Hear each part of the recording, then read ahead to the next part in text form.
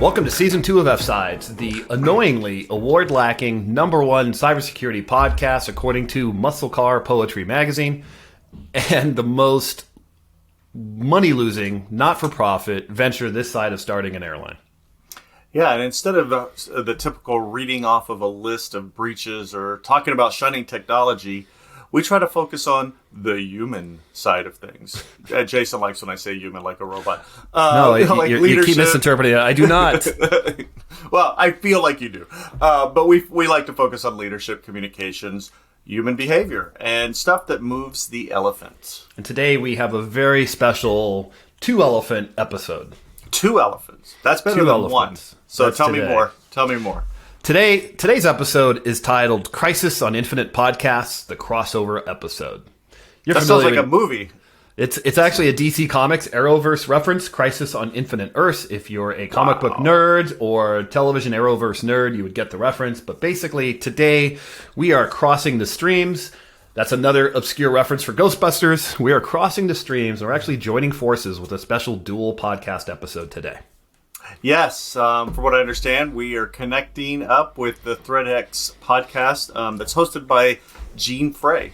Well, I really hope from what I understand, I hope we understand that because we were both on the same call. Yeah, and I'll have to figure out how to say that better for our next time we do a crossover. This is the first time, so it's butterflies. We're learning. It's actually a really exciting podcast. The podcast that we're crossing over with. Now I feel like this is a Jordan dude that crosses over to Afterlife. We're crossing over. Wow, you're really going deep on all the... I am. There's so many obscure references for crossing over. We're crossing over with what's called the ThreatX podcast. And the ThreatX podcast is hosted by Gene Fay, like Paul mentioned. And it's a podcast that features stuff that we're really engaged about. It features conversations with CISOs and other cybersecurity leaders on how people can enter into security and grow careers within security. Yeah, I like this new approach of crossover podcasts. It's good to see how real pros do their podcasts as we continue to develop ours. They will lead us by example, I hope. Yes. We're going to be talking in this podcast episode, Crossover, we talk all things career and cyber, from certifications to college degrees to that vicious circle of you can't get into the field without experience, but how are you supposed to get the experience if you have none and you need it to get into the field? Yeah, and this is an area that I personally care deeply about. We need more diversity and more new people with varied backgrounds in the security field because the attackers have varied experience and varied backgrounds. And the only way to do that is to remove some of the artificial barriers, such as requiring more experience than is needed for entry-level jobs and so forth. So I really care about some of the things Gene's going to be talking about. Awesome. I'm excited. Let's roll the tape. Yeah, wait, tape? Sorry. It took me a second there. No one uses tape anymore, Jason. That's right. That's a bit analog. Okay, well, let's make it so. Let's hit it. Let's roll camera. Let's do this. Gene, glad to have you on our show from ThreatX, man. Really good to see you. And welcome to the Executive Security Podcast. So this is the first for I think both of us. A little crossover. Yeah, I know. It's a competing podcast, but we're not really competing. We're working together. Crossover episodes. This is like the DC Flash, what is it? Batgirl, Flash, Superwoman, and there's one more. Green Arrow. This is the ultimate crossover of crossovers in the multiverse. Well, yeah, super excited. Paul's shaking his head. He doesn't know how to spell multiverse. Well, it's all the obscure characters. He didn't say anybody I recognize. So, I was expecting a character that made sense, but okay. It's the DC universe, it's man. It's a good show nonetheless. Regardless if it's a crossover, it's going to be an interesting conversation. So It's going to be a great show. Gene, what are we talking about today? So we did. I know sometimes people find it funny that we do actually prep for these things. So in our prep, we had a lot of debate on different topics, but the one that seemed to really get some real interest amongst the three of us is the age-old question: do you need a college education? But more specifically, do you need a college education to get into cybersecurity? And so we thought that would be a good topic, especially for the ThreatX, I should say, for the Executive Security Podcast. We talk to a lot of people or talk about a lot of kind of people that are thinking about getting into the whole industry and what it takes to get into the industry. So I think it was a topic that we all had some different points of view. I thought we'd kind of kick it off and see what people think. Yeah, this is a great timing for us too. Earlier in our season 2, we spoke with a recruiter, James Warren, probably one of the best recruiters I've ever worked with out there. And honestly, worked with is not the right term, but one of the best recruiters that I know. So we just came hot off an episode where we talked about getting your foot in the door in cybersecurity and gave some really good tips. So this is great timing. And yeah, I've got some strong opinions about this. And they're probably not going to be popular, but I've got some strong opinions. So, who wants to begin? Let's lay some lines in the sand. I'll revert to my childhood and go, not it. I'll start off. All right, I think we all have that on this podcast. We all have degrees of some type, so we are coming with a specific perspective, right? But I think we're going to have different opinions at the ultimate goal. But for me, when I first started my career, right out of the Marine Corps, I only had an associate's degree, and luckily someone gave me a chance, and it worked out very well for me. But I always look back at that as like, if somebody didn't give me the chance just because I didn't have some qualification on paper, would I have kept pursuing the thing? So while I have a degree, I look at people's desire.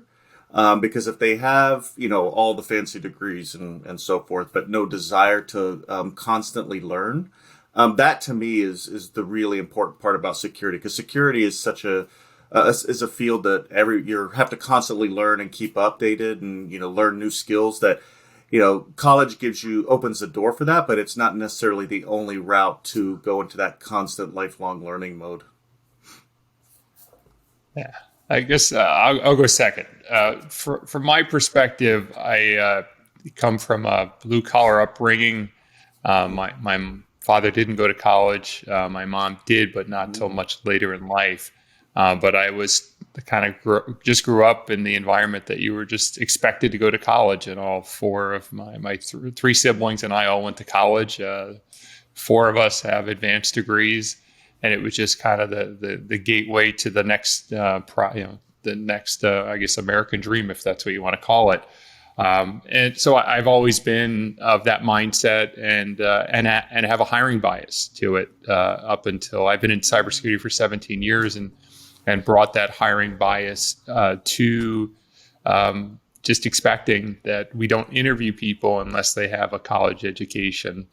But I'd say the last 4 years has definitely opened me up to being more, as Paul said, thinking about people's work ethics and being learned because of the dynamic nature of cybersecurity.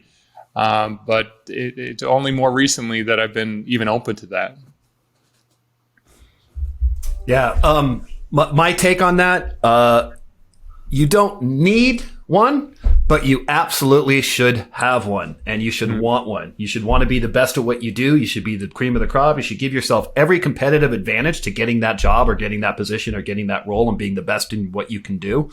And I absolutely believe that comes with having a college degree. Well, but the question was, do you need it, right? Now you're just describing self-improvement. No, I right? mean, I don't need to know to hammer nails as a carpenter. I can figure it out on the job. I can learn.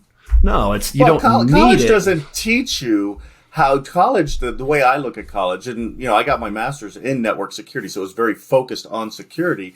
It didn't teach me how to be a good security person. It taught me concepts and, how to think about a problem, but not necessarily the specifics of. And it taught you critical thinking skills. It taught you English. It taught you math. It taught you science. It taught you history. All these other things that we seem to lose, that we go, all I need to know is security. I am so tired of having security engineers on my teams or working for me. Well, actually, I don't have any of these. Seeing security engineers out there that can't spell their way out of a paper bag or can't put a grammatical thought together in a communication to me as a leader or to the rest of the team.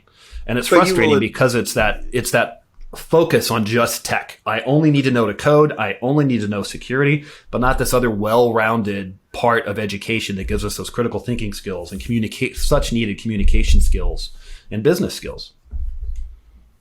Well, but that's a different conversation, right? Like, okay, so to get started in the field, I guess that's an important part. If you want to get started in the field, you obviously need to know how to communicate effectively, right? That's a given. Do you need to know how to write a thesis on something? No, right? So giving people the opportunity to break into the field and, hey, okay, you may not have the traditional background, but we need a security operations center analyst. Come on in and we'll teach you and you can grow with us, right? That's having a gateway of a college degree as a requirement versus a nice to have, I think, is where we limit ourselves to a lot of really interesting people. Like one of the smartest people I've met in security had no degree, didn't even have a high school diploma, but was incredibly smart and very, very had a strong desire to learn and did great, right? I think about it in terms of some of the things that Jason had mentioned. When I think about the college experience, and I'm thinking about somebody coming out of the military going into college into a 4-year program, or somebody going directly into a 4-year program.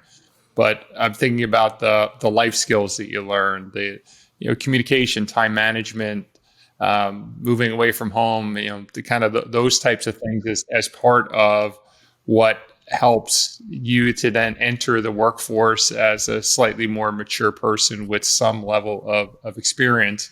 I think from a do you need it? I think it definitely seemed to help a lot of the people that I've hired. But again, as I contradict myself, some of the recent hires that we've made, even here at ThreatX, are people that didn't have a 4-year degree.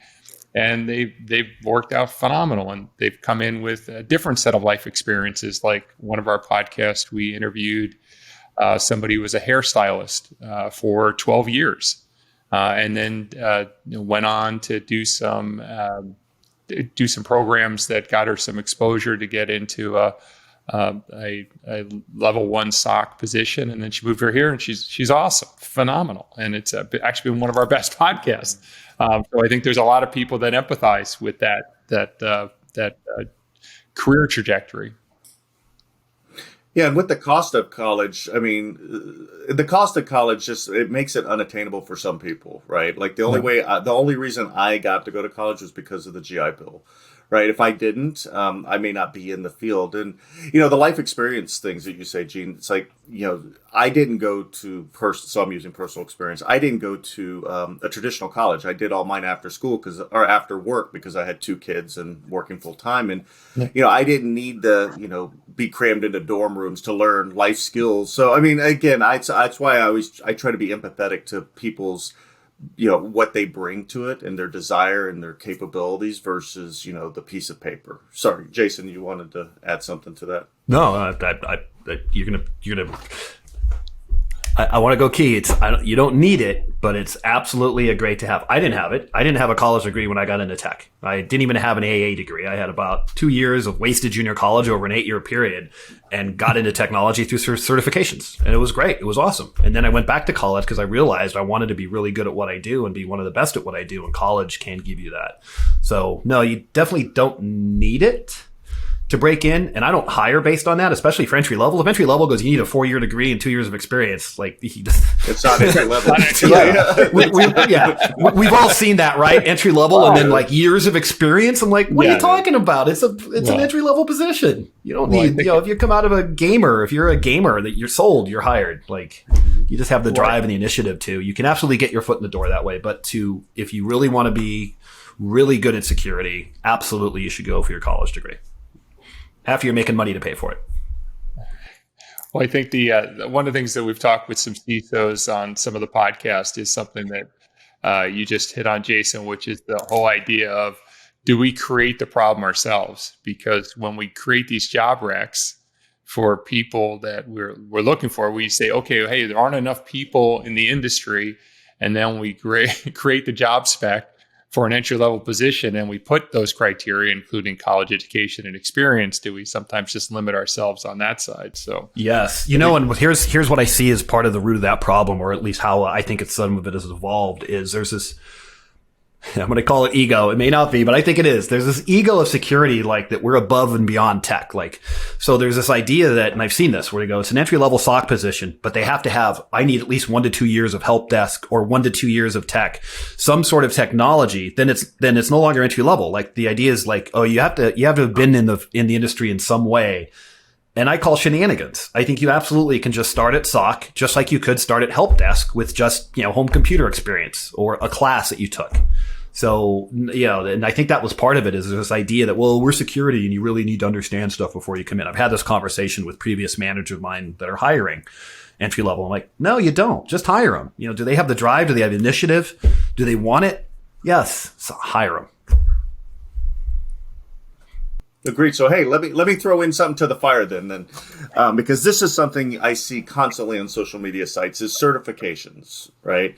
So, college makes sense because you have a wide array of different skill sets you're learning, like English or sciences, right? It's just teaching you to be curious, the way I looked at it, and right, curious, interacting with other people, how to apply learning and so forth.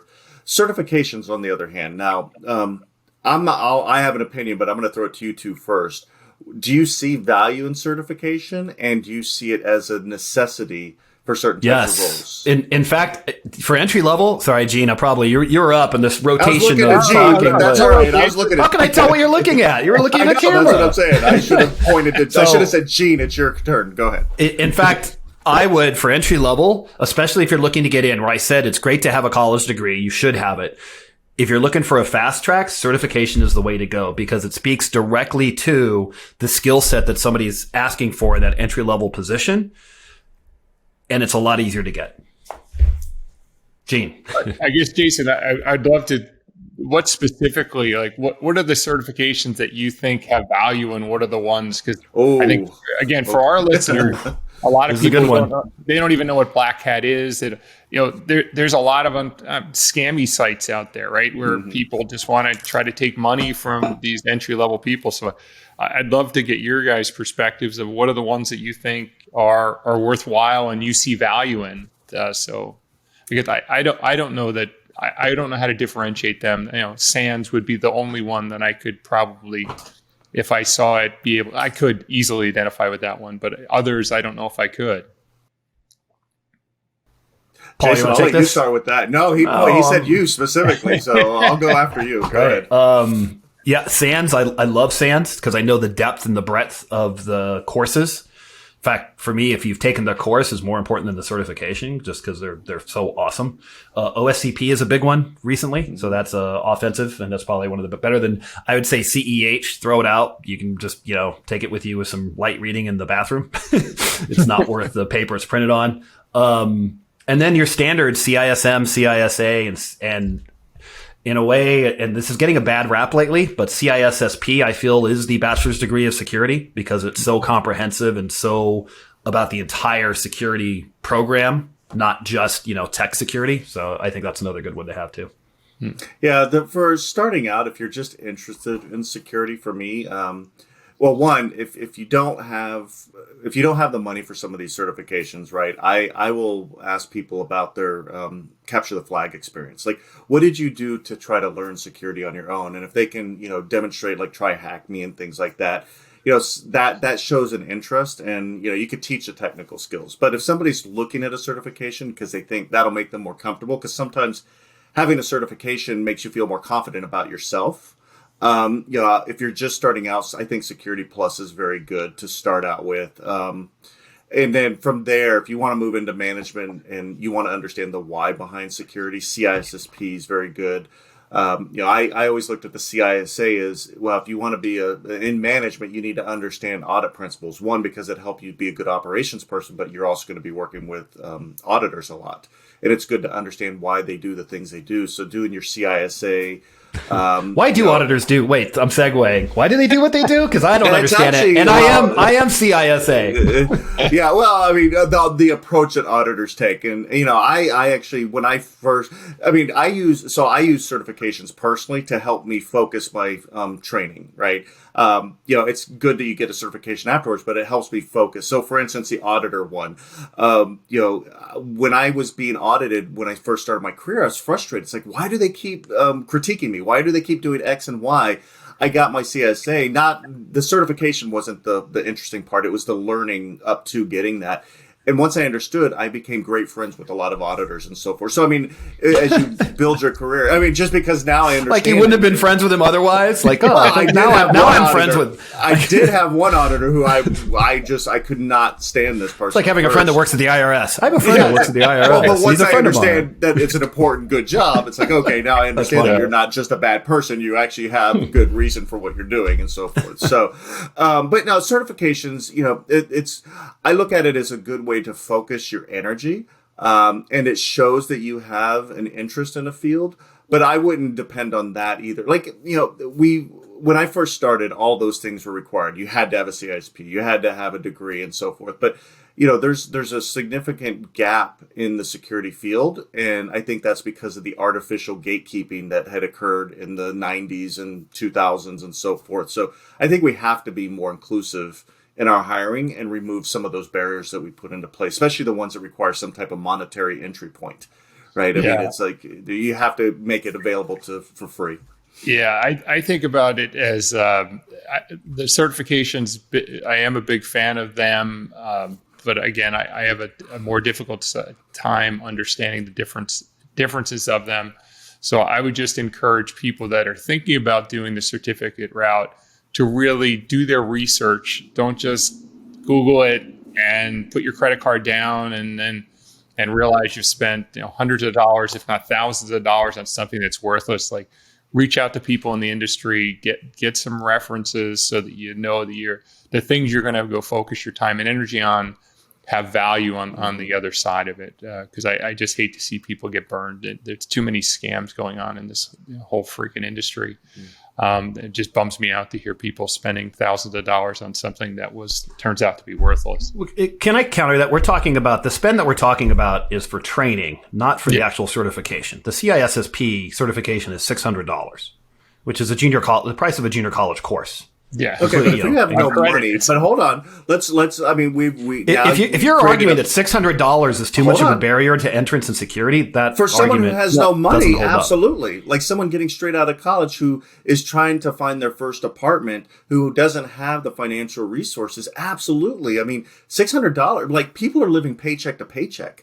Right. And if you're trying to transition out of being, a frontline service worker into the security field, and the only thing stopping you that is $600, that's a lot of money, right, for a lot of people. So I don't think it shouldn't be a requirement. We should have alternative methods for people to show their desire, like the free CTFs and the free training that's out there, right? I mean, $600 is a lot of money to a lot of people. Yeah, I agree. It's a lot of money to a lot of people, but I don't believe it's a lot of money to someone who's a recent college graduate, and that somehow they can find the $600 over a period of a year of studying to put together for the test, or get a grant, or look local people that are going to, you can find ways for that $600 cost. I don't believe that's a big enough barrier to entry to get a certification. I absolutely disagree. I think, any monetary barrier of entry into a field, to me, you're holding back people who may be the most amazing security person. Like, because would you bet? Well, a barrier to entry is that you don't have it. Another barrier to entry is no home internet. How do you get the job interview if you don't have home internet? If you don't have a home laptop, you don't have a good enough laptop to get into a CTF, and you don't even have one that you can afford. You can't do a CTF. Right. So there's other methods of doing it, right? Like, if you have the desire and you showed, okay, I go to the library for, an hour, or 2 hours on the weekend, and I've done this on, one of the free education sites. That to me means a lot more than someone who just showed up because their parents could afford college and they just showed up to a class. To me, the person who took the time and did the extra steps, even without the financial resources, that to me shows someone who's going to be a very hard worker, who's going to learn, and who's probably going to be very amazing. Yeah, I don't think that number is statistically relevant, that there's a number of people that are saying that aren't doing it because it's $600. There are some, but I think it's such a low percentage outlier.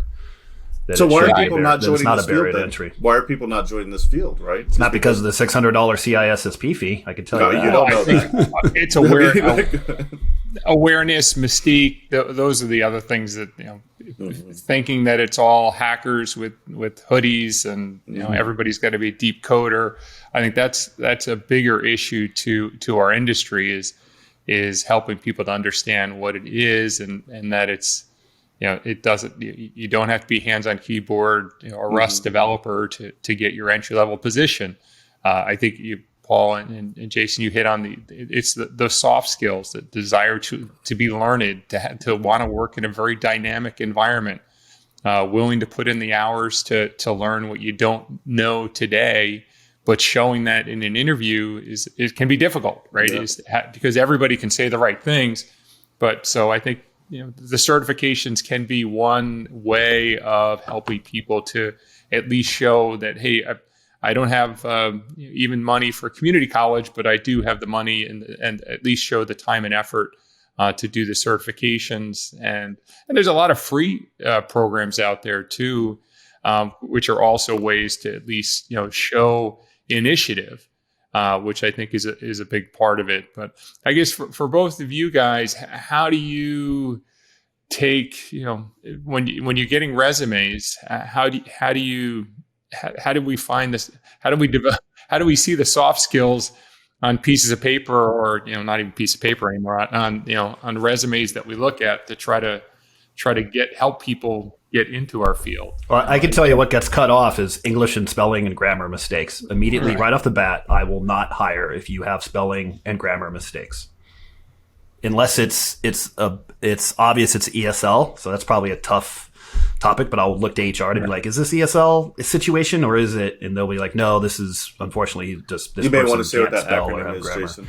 English is a second language. Yeah. So if English is a second language is an issue, so I have my entire team actually at where I work now is in India. So it's a very high level second language for them, but it's second language. I mean, they're very fluent, but you still find grammatical and spelling errors. So I think maybe I want to step that back and say it's changing where maybe it wouldn't be a definite flag, but I would work with HR to understand that. But that basic communication skill, like if you don't have that and you can't tell the story in your resume, that's a problem for me. And that was even for an entry level, you don't need to go to the extent of telling a story and figure that out. Just, follow the standards. What was your experience? Where'd you go? Did you go to school? Why are you even applying for this job? If that comes across, then I'm game. And I'll say it's more about, it's the people. My thing is it's not the candidates that are really the problem. I don't think they need to change anything. I think it's the hiring managers and it's us that need to change. And stop this insane idea that an entry level needs to be somebody who's had, years of experience doing something. They could have come out. You said you were, you said the hairdresser example. I was a bartender till I got into tech. I was, What does that have to do with tech? Nothing. Right. I was good with people, which I can imagine a hairdresser would be really even better with people, right? Yeah. So. Well, and the thing I look for is what in there, what's the story behind the story, right? So when I say that, it's easy just to list a whole bunch of bullet points like responsible for, et cetera, et cetera. But if I see somebody who, I have a podcast, right? Or I did 4 CTFs and came in 3rd place, right? Or, something that tells me that they're more than just wanting to show up, that they actually want to take the next steps. I look for those little tidbits in resumes, and usually that's in the narrative portion, right? When you get down to the bullet portions, it's just a bunch of typically technical stuff and whatnot. But if I see something says, okay, I was a bartender. Let's use Jason's example. I was a bartender for 4 years, but during that 4 years, I also did 8 CTFs. I had no idea where to start, right? But I did it, right? That to me shows a lot of initiative, and that's somebody that's interesting that I want to talk to. And I was just wondering, because I think, Jason, you mentioned HR giving you the applications. Is HR doing us a disservice? How much time do we have? We're getting up close to our time, because that could be a whole nother episode about the disconnect between internal recruiting and what a security role needs. Because sometimes it's not us driving that. How many years of experience? It's their job leveling that they have. Or the you may have versus not, right? You may have a SOC 1 engineer that across the organization is at a certain level, and for that organization, the level is you need to have a college degree because that's just what we pay, and they're based on pay bands, not what the field is or that position. I've seen that, and absolutely can be that internal recruiting has a misalignment, and the organizational leveling has a misalignment with what it really takes to be that role. And they're pushing well, you got to have a degree because this person over here that gets paid this much is on the same level, or actually probably get paid less because security is a high paying field and they need a college degree. So therefore you need to have a college degree for your role. So I've seen that too. And it's frustrating. How about you, Gene? Oh, I was actually going to push back to you. What's your thoughts? So for us, I mean, we're a smaller company, so 50 people. We don't have a formal HR person that is going through all the resumes. So the hiring managers are doing it themselves, which allows for the candidates to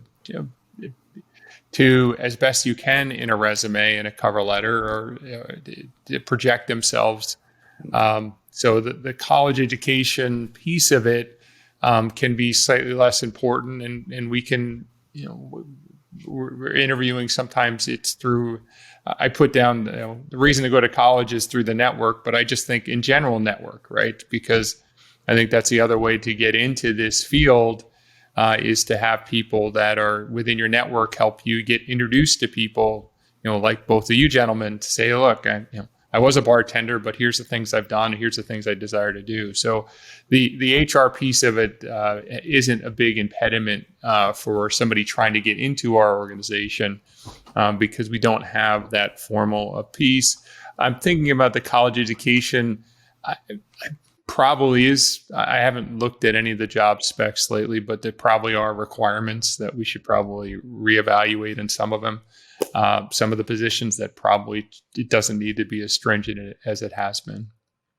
Yeah, and I mean, for us, one thing that I like about where I am is DE&I, diversity, equity, inclusion, is very important, and part of that is to have our HR partners are with us on that, helping us understand. Okay, where do we make sure to expose our jobs to places that may not have been exposed to, so that you get those diverse people? But part of that is looking and getting people within our organization to look at some of our job requirements and say, hey, does the way we word things even prevent people from going in, right? And something that I learned, I was reading some social media posts, and somebody said, hey, if you put that you have a requirement that people have to lift 20 pounds, you may be limiting people who have physical disabilities from even applying to your job, right? Because if they see that, they think you're not even open to considering them. And it's like, well, okay, you gotta, or using certain words, right, makes it seem like, hey, this is, we want, certain things, and you don't even intend to do that. So having other people look at your job, your job requisitions and descriptions are really important as well. Yeah, here. All right. Well, this has been a great conversation. Let's go around the table and just let's everybody sum up where they think they're at, and let's start with Paul. Well, I think everyone 100% agrees with my statements that college education is not required. And I can't wait for Jason to hear his comment. But the thing I'm agreeing with it. Okay, you should. The thing I'm hearing from my other co-hosts are, there's lots of different avenues into security, and the way I think about it and what I've taken away from this is, that it's just a piece of information. Right, college degrees, certifications, and so forth. It's a piece of information that may not tell the whole story of the individual. So you have to be open to considering other aspects. And I when I first started, I college degrees were really important. What I thought they were very important. But now that I've been in the field a while, I agree with my co-host. It's just a piece of information. Gene, why don't you go next? Yeah, I think about it in terms of just it's a journey. I don't think it is a requirement for most jobs within cybersecurity today, but it has a lot to do with the supply and demand. The fact that we have 3.5 million positions open worldwide says companies like all of ours are willing to be more open. If we suddenly have a situation where there's not such a gap or disparity between the number of positions that are open, I think that requirement could fall back into place. I think the most important thing, if you really want to get into cybersecurity, is to be a learned person, and whether that's with or without a college education, you have to have a desire to learn, because the attacks keep changing, the technology keeps changing, the environments in which we're trying to protect it keeps changing. So you can't expect to come and do the same job day in and day out. And if that's what you're looking for, cyber isn't for you. But if you're looking for something that's very dynamic, that you want to continuously press yourself to learn new capabilities and then it's a great environment. And I think along the way, getting a college education to complement those other skills, and if you want to move up into management, those will become requirements. So not necessarily do you need it day one, but I think you'll need it if you want to move into upper management. Yeah, I agree. And I think if you don't have it when you start, learning it as you go along, even if you don't get the final certificate or the final piece of paper per se, the process is what's important. And I think, Gene, that's what you're right. And I 100% right. The process of learning, continuous improvement, taking different views and understanding them is really what's key. So, well, I really appreciate, Jason, I really appreciate the opportunity to have this joint podcast with you. Good conversation. And, I picked up a lot. I appreciate the perspective of someone in your role. And, as a closing, what would be the one thing, because in your role, I think a lot of people want to hear what you have to say on this. What's the piece of advice you'd give to an applicant or somebody who's looking to break into the field? What's that final piece of takeaway that you'd give them? I think it's what would final is. What's your final answer on that? Final. I mean, ultimate would be that you can't teach. Passion and energy or commitment. Those types of intangibles. Like you can teach somebody cybersecurity, but you can't teach somebody the desire to want to be a part of the industry. I think that's what people have to kind of go through. It's like if for many people, especially for the listener of my podcast, they just don't know anything about cyber. So first is learning about cyber, but then as you learn it, if you can build a real passion for it, it's an unbelievable field to be a part of. Totally agree. Jason, what's your thoughts? Mine is more of a tip. So I think like we all kind of agree and disagree in our own little ways. But, I probably have one tip for anyone trying to break into cybersecurity. It's not going to change anytime soon. We as hirers are not doing a good job. Give us time. We'll figure it out. But in the meantime, if you're an entry level or you're trying to get an entry level position,